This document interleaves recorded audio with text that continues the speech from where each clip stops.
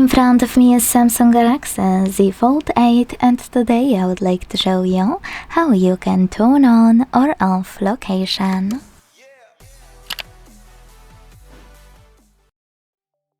First of all, you can go into Tab menu by swiping down from the top right corner of your screen twice. First one and a second one.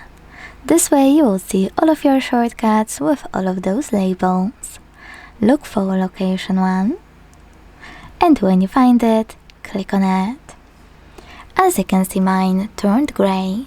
That means that location is off, but you can always turn it back on by clicking on the same shortcut until it's white.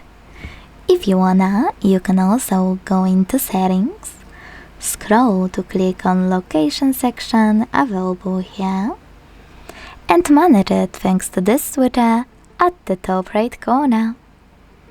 Thanks so much for watching. If you enjoyed this video, leave a like, comment and subscribe.